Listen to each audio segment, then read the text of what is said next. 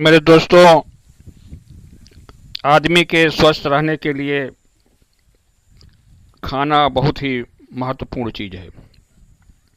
पोषक तत्व उसमें होना चाहिए, जैसे carbohydrate, protein, fat, minerals, vitamins. जैसे इंजन के लिए तेल की ज़रूरत पड़ती है, ईंधन की ज़रूरत पड़ती है, ऐसे ही जीवधारियों के शरीर को स्वस्थ रखने के लिए भोजन की ज़रूरत पड़ती है। भोजन में ये सारे तत्व होने चाहिए जो शरीर के लिए, शरीर की क्रियाओं के लिए आवश्यक होते हैं। जैसे मनुष्यों के लिए तत्वों की ज़रूरत पड़ती है, carbohydrate, protein, fat, minerals, vitamins, water.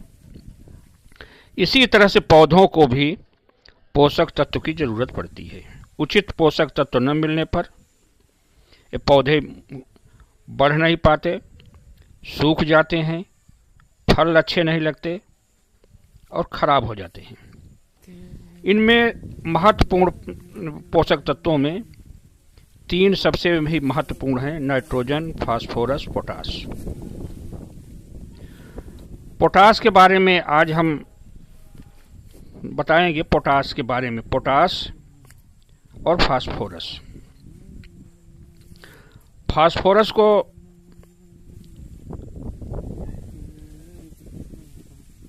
Phosphorus पेंटा ऑक्साइड भी कहते हैं, P2O5। ये तो जमीन में भी पाया जाता है और अलग से खाद के रूप में भी दिया जा सकता है। हमारे मिट्टी में कम से कम 20 से 40 पाउंड 1 एकड़ में होना चाहिए। 10 से 20 ppm, पार्ट पर मिलियन, होना चाहिए फास्फोरस हमारे खेत में। तो पौधों को ये आसानी से मिल जाता है। पौधे के जड़ विकास में काम करता है ये। अगर ये इसकी कमी हो गई, कम दिया गया, तो पौधों का जड़ का विकास नहीं होता, पौधों की वृद्धि रुक जाती है।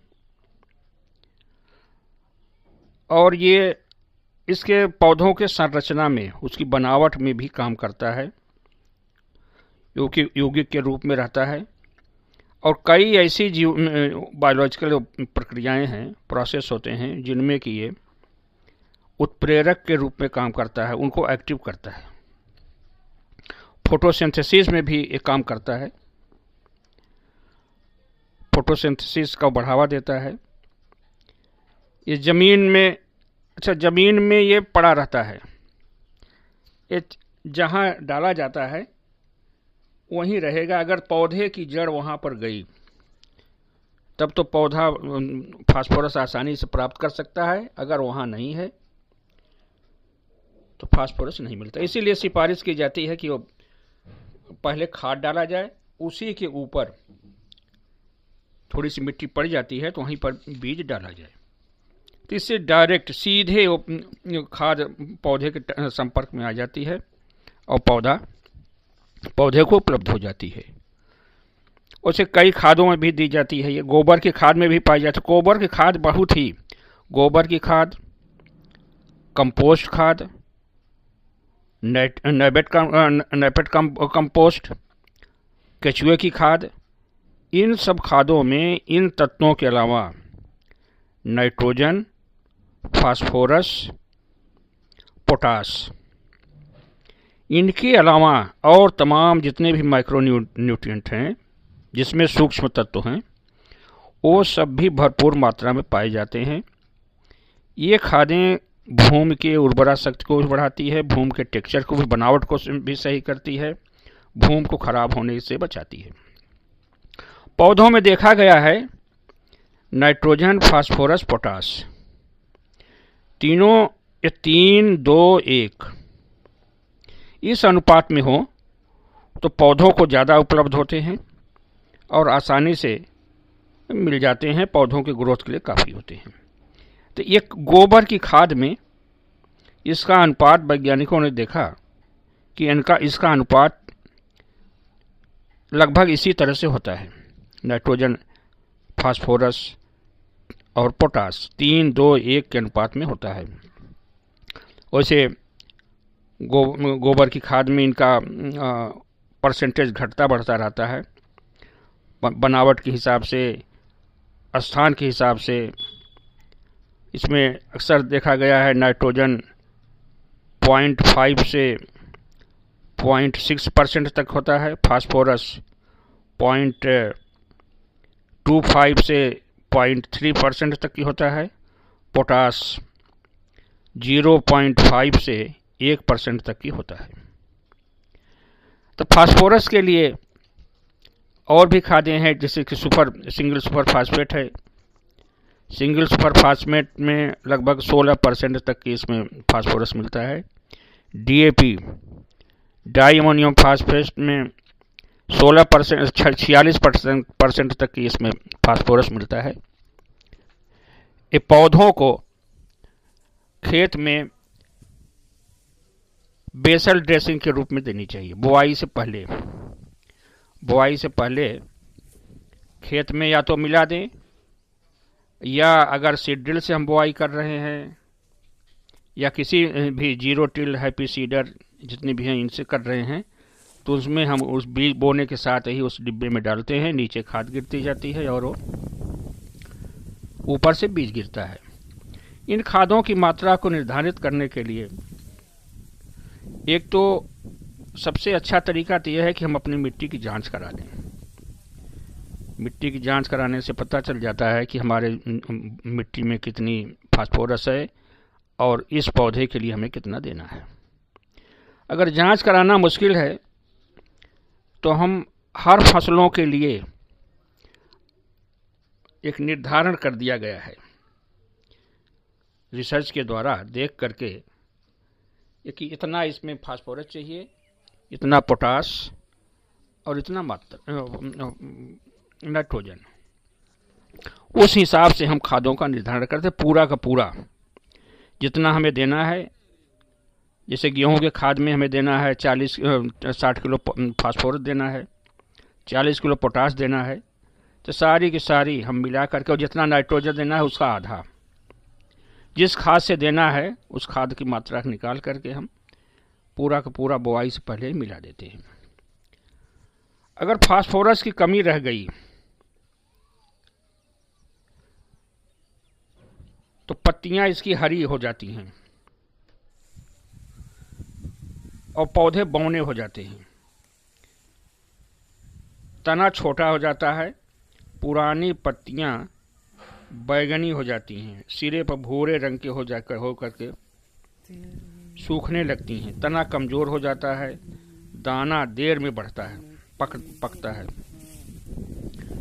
और फोटोसिंथेसिस नहीं हो पाता है।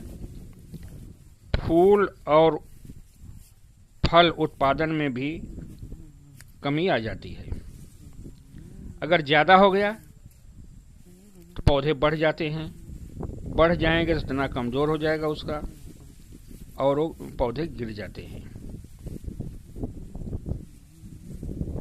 तो ये तो हमारे कमी के लक्षण है।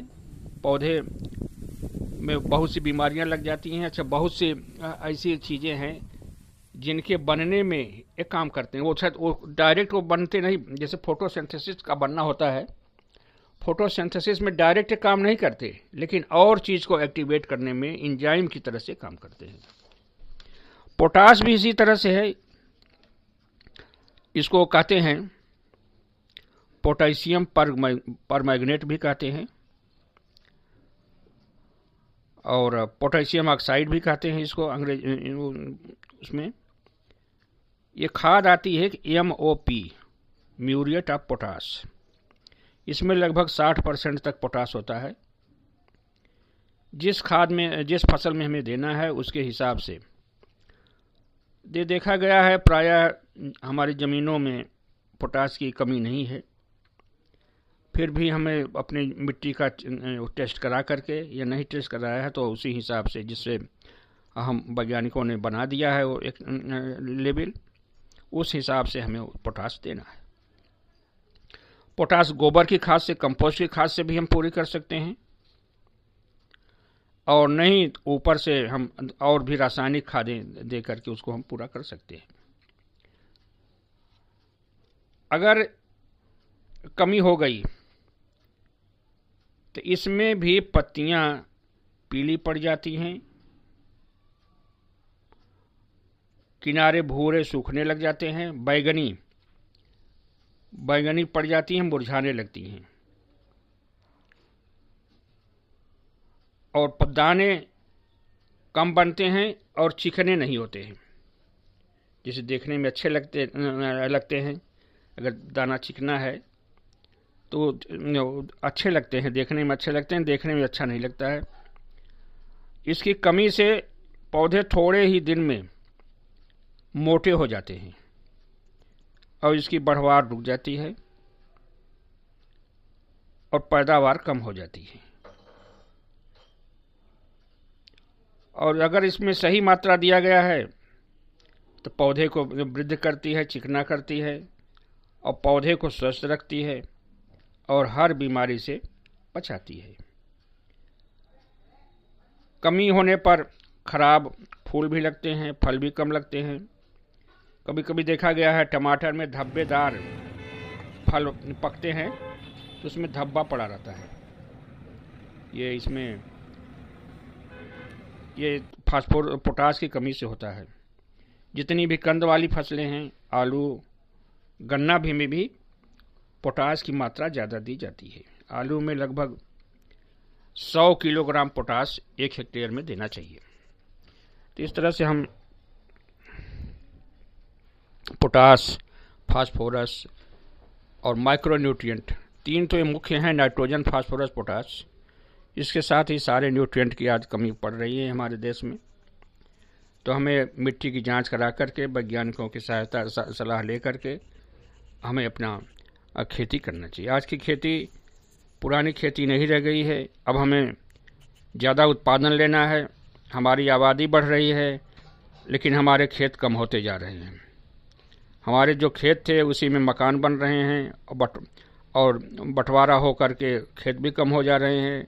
तो थोड़े ही खेत में हमें ज़्यादा से ज़्यादा उत्पादन लेना है। तो इस तरह से हमें अच्छा बीज हमारा हो और उसमें फर्टिलाइज़र, खाद हमारी उचित मात्रा में दी जाए और देखभाल की जाए, जिससे कि हम पैदावार अधिक होगी, हम अपने भी खाएंगे और दूसरों को भी बेचेंगे।